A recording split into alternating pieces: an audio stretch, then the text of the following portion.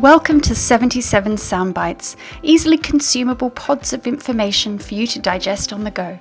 Subscribe now for more content from 77 straight to your device.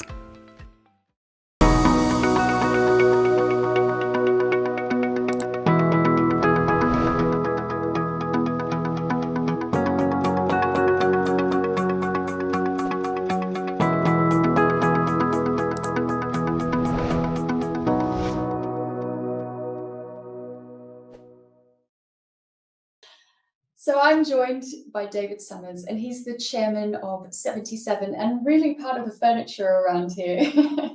David, thank you for joining me. Today we're going to be talking about your slowdown and your impending retirement, but not a proper full-time retirement, is it? What is it you're doing? It's what I'm really looking to do is to step back a little bit inside the business. So what I want to be able to do is to carry on being available to clients because I've got a wealth of experience and some knowledge. And I think for the business and for the clients, that would be a useful thing. I'm not ready to quit. I'm fully involved in what I'm doing. I'm getting older. I want to slow down. Physically, I don't feel the same as I ever used to. So at the minute, I've been working Mondays and Tuesdays, and then having Wednesday off, and then working Thursday, Friday. To be honest, by the time I get to Tuesday evening, I'm tired. And I really look forward to having the Wednesday off. And then I come back on Thursday and Friday, and I'm great again. And Friday night, I'm tired again. So it's that sort of physical thing. So I do need to slow down. And also, I'm getting older. So the clock is ticking in terms of all the things that I want to do with my life. And whilst I love what I do, I've got to find a way of starting to tick things off my bucket list, if we want to put it that way. And you would be perhaps not a very good financial advisor if you also didn't plan for your own retirement, however that looks. So I'm sure that's important too. Yeah, it is. So it's that's always been in the back of my mind, and a phased retirement makes a lot of sense for a lot of people, I think. I do see some people who retire and they literally just stop. And I've not really seen many people who are very happy in that situation, because I think it's too sudden for people to accommodate that change. And I would like to find a nice blend between continuing doing the sorts of things that I do and enjoying that experience, but also having some more time so that I can do the other things. My wife Vanessa is a bit younger than me, and she's saying, come on, David, we've got to get these things done while we're healthy and we're active in our retirement. So, of course, I'll have to haunt her. If I do die early, she'll be talking about me all the time. She'll be saying, he never would retire. And then we didn't get it all done. And what are some of the things that you and Vanessa want to get done? We both like to travel. And so we're going to start that in February. We're going on a cruise. So I'm having January, February, March off completely. I promise I won't look at my phone. It's not true, but I have promised. Vanessa, he promises. And so we're going on a cruise from Dubai to Singapore for 21 days. So we'll be away ready for the whole of Feb. And we're having somebody house sit their house and the dogs. So they'll be pleased. January and March, I'll be doing stuff, but I think it will just be doing stuff and enjoying having the experience of having the time to do stuff without having to worry about work. And then April onwards, I'll be coming back and I'll be available, but in a different way. So I won't be doing as much frontline advising as I do at the moment, but I'll certainly be there in the background to help and support. And when necessary, I'll do the frontline stuff as well. At the minute, for example, if it was somebody with a care problem, that's a particular area that I have expertise in. So that would be me frontline advising in those situations. But we are addressing that as a business. We're bringing along people who will gain the experience and the knowledge that's needed, so that at some point in the future, we'll be able to step back from that as well. Mm-hmm. And that's about bringing in the new advisors. That you've been part of that growth of the new advisors. When you started 77, it was yourself and James and Paul. I believe that was all. Yeah. Yeah, and you've grown that now to other advisors. And so part of this is bringing those advisors in, training them up to help you on the front line, I guess, with your clients. Oh, absolutely. And it's I've been a trainer in a previous existence as one of my roles in the past, and I do like training people. We sort of have me as a mentor in this business. He's, is the old boy who's been around for a while. So go and ask David what he thinks, that type of thing. But it's great to see the younger people. We've got a great range of ages and experiences, I think. So we've got the youngest advisor is Hayden, who's 28, I think is the youngest. And then we've got Emma, who is a little bit older, but a lot younger than me. And actually, I work with them all now, and I bring them into my meetings now. And it's just so interesting to see the different way that they deal with people, and the way they have to accommodate themselves to my style of dealing with people as well. And they have to think on their feet when they're doing that, and it's good fun. We have enjoyable meetings. And the good thing is that the clients have so taken to them. Mm-hmm. Now, I haven't had one situation yet where somebody has come to me, a client has come to me and said, it just doesn't gel with that person. It's not the right vibe, or however they want to put it. So far it's gone really, really well, and I'm pleased with that. Yeah. So when you're talking about taking this 3 months off, have you ever taken a block like that off in your career before? No, I did voluntary redundancy once, and so technically I was on 3 months garden leave, but I was looking for a job, of course, during that period, so it wasn't anything like the same sort of experience as this experience. But otherwise, no, I started work really late, because I started work after university, so I was 21, and I was technically unemployed for about 3 weeks when I got married when I was 22, which my mum was really upset about, because on the wedding license, which you prepare before the day, don't you, it puts profession, and I'd put trainee chartered accountant on there, which is what I'd been doing at the time. And actually on my wedding day, I was unemployed because I'd quit that job and I hadn't started my new job. In fact, I hadn't agreed to start my new job. So my mum was in fits because she thought they were going to have to put unemployed on my marriage license. She was a very unhappy lady at the time. But fortunately, we left trainee chartered accountant on there. That was fine. No, that was a lie, because I'd moved on. Yeah. And are you a chartered accountant by training? No. I was at university, and what the big companies used to do, I don't know if they still do it, but they used to come round, all the lawyers and the accountants and the stockbrokers and people used to come around trolling the university looking for talent.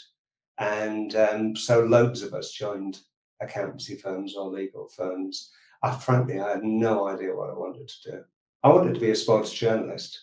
That's always what I've wanted to do, but I've never achieved that, unfortunately. But so I started working with a firm that doesn't exist any longer now. It's become part of one of the big 4 chartered accountancy companies.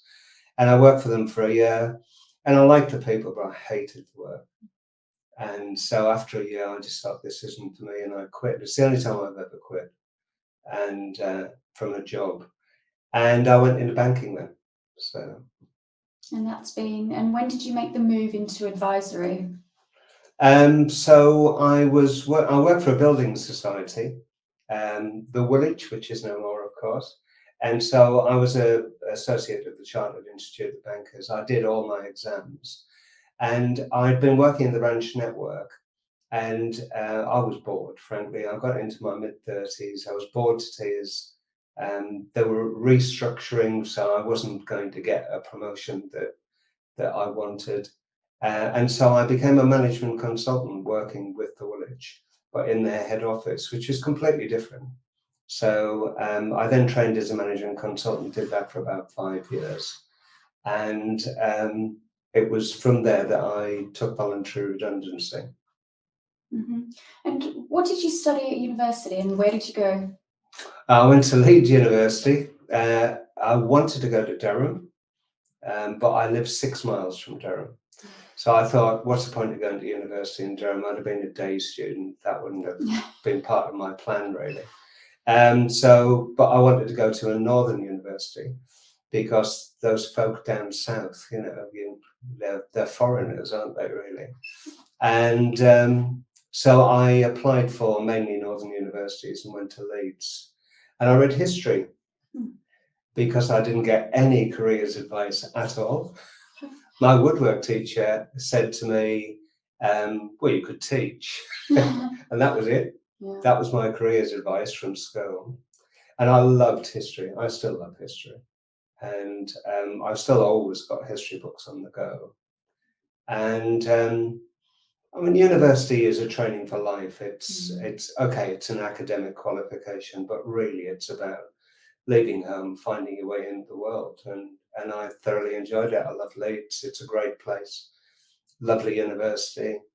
Got very good memories of university. Yeah, it sounds like it was such a positive experience for you. And at the time, how were universities funded? Did you self-fund or was it free or? I was really lucky actually because I'm the youngest of 3. My dad doesn't know where I came from. But I can understand that because he gave me the sex talk the morning after I got married, which wasn't the most useful time to have done it, Dad, really. I won't go into details of what the sex talk was, but it wasn't very sophisticated. And I was really lucky. So I've got a sister who's 9 years older and a sister who's 2.5 years older. My dad always was on low wages. He was a labourer. He was a coal miner, and then he was doing heavy physical work all of his life.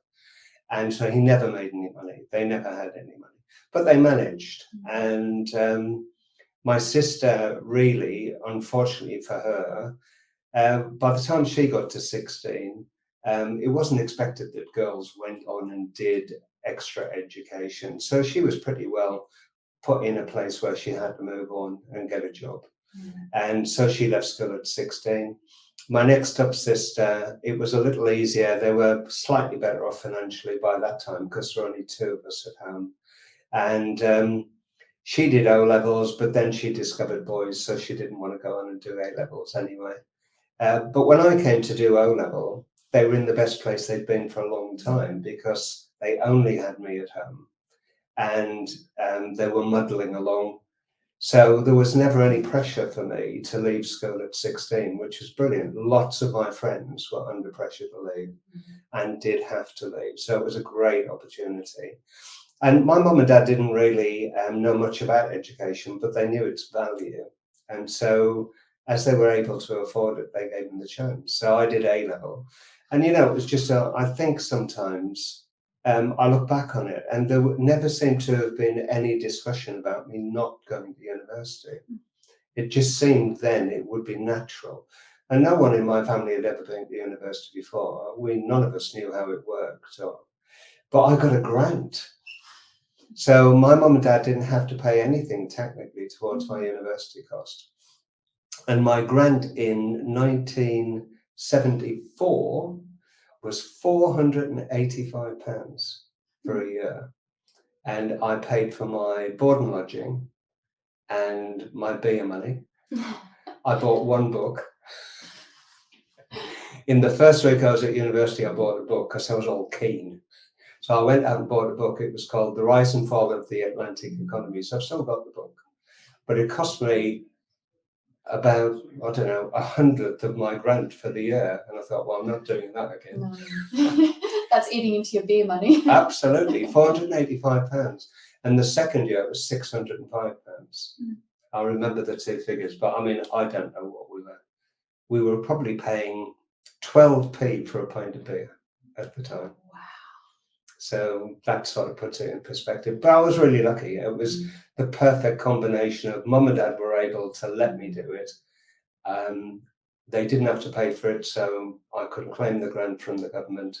And it just, everything fell into place for me, really. Yeah, it's an incredible story, really, from a coal miner up in the north of England to reading history at Leeds University and then ending up in the southeast anyway. With those foreigners. With those foreigners. So you've talked a bit about what the future will hold. You've also got children and grandchildren. Oh, we've got loads of those, Yes. yeah. So between us, Vanessa and I have got 8 children. And at the minute, we've got 12 grandchildren. And we've got potential because Vanessa has one daughter who may have children at some point, who hasn't yet had children. And I've got 2 daughters who haven't yet had children. They're your twins. That's it, yeah. And neither of those have got children. All the older children are insistent now they're not going to have any more children. So we stick at 12 until the next group of children, maybe they'll add some more, I don't know.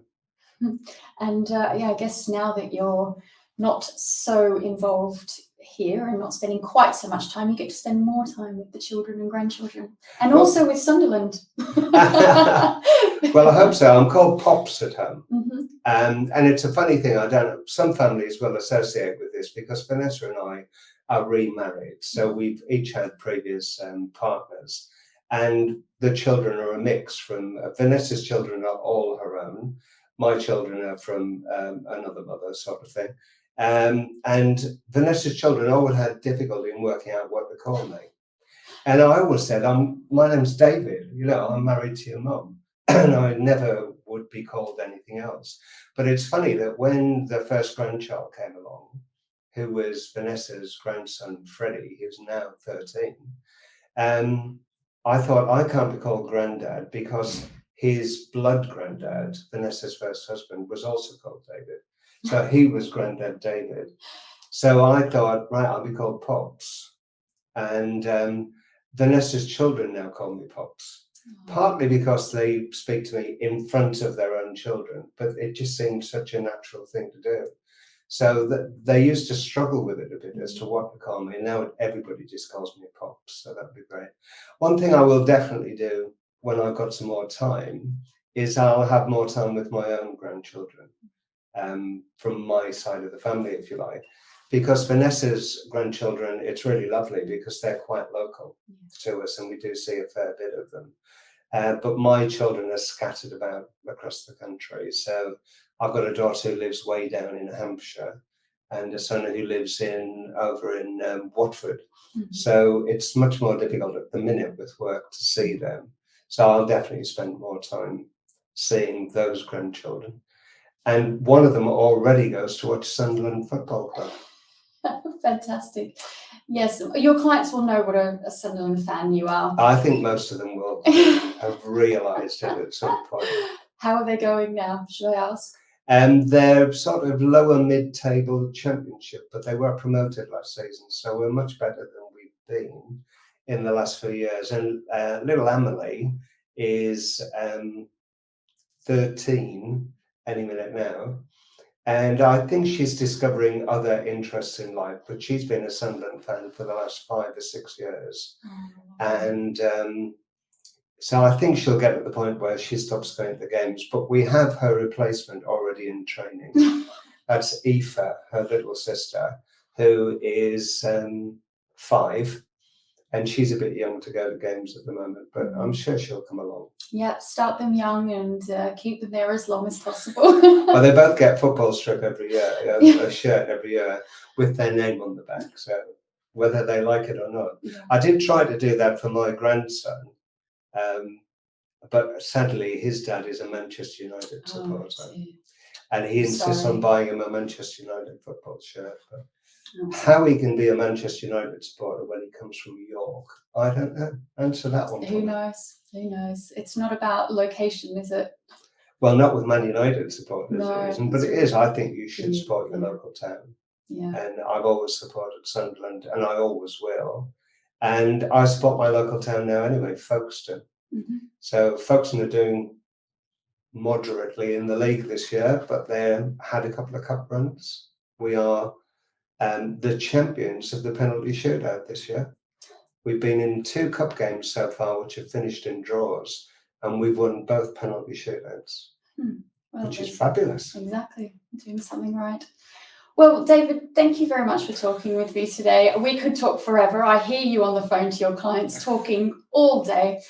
We could be here forever, but I know you've got work to get on with. I think the message is that while you are stepping back, your experience is still very much available to the business and also to your clients, and you're not disappearing anywhere soon. Absolutely, yeah, that's great. Thank you.